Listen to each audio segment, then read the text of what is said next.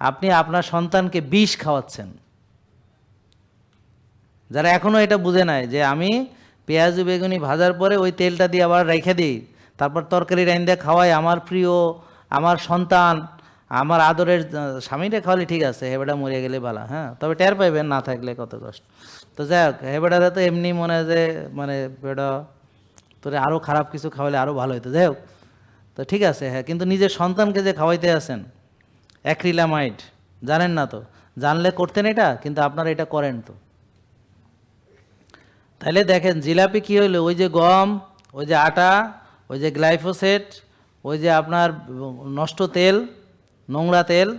কারণ কি, এই যে সয়াবিন নষ্ট কেন, ওটা হলো হ্যাক্সেন দিয়ে এক্সট্রাকশন করা হয়। হ্যাক্সেন, হ্যাক্সেন, হ্যাক্সেন, এটা হলো অকটেন, ডিজেল, পেট্রোলিয়াম জাতীয় হ্যাক্সেন। কেন? কারণ নাইলে বেশি বাইরে হইব না। তারপরে অনেক চাপে, অনেক প্রেসারে, অনেক তাপে এটার গাদ বের হয়, আলকাতরার মতো গাদ, গাদ, বুঝছেন?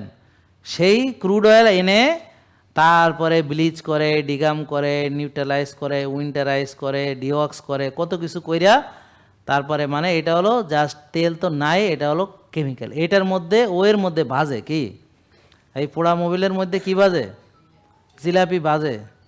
তাহলে আর কিছু থাকলো? নষ্ট রে নষ্ট, এক নষ্ট আর এক মহা নষ্ট। এরপর আবার চিনি শিরায় চুবানো হয়, এরপরে আবার চিনি শিরায় চুবানো হয়, যেখানে ঘন চিনি থাকে 75% বা 72% ঘন চিনি, সেখানে চুবানো হয়। আর তার ভিতরে আবার বিভিন্ন কালারও দেওয়া হয়, কেমিক্যাল ইন্ডাস্ট্রির কালারও সেখানে দেওয়া হয়। আপনার কি মনে হয় খুব ভালো কালার দেয় তারা? মোটেই না। ঠিক আছে, তারপরে এইটা হলো মসজিদে ইমাম সাহেব আগে খায় বিসমিল্লাহ, তারপরে মুসল্লিরা খায়। জেকে লাইফস্টাইল লিমিটেড, ওষুধ মুক্ত সুস্থ জীবন।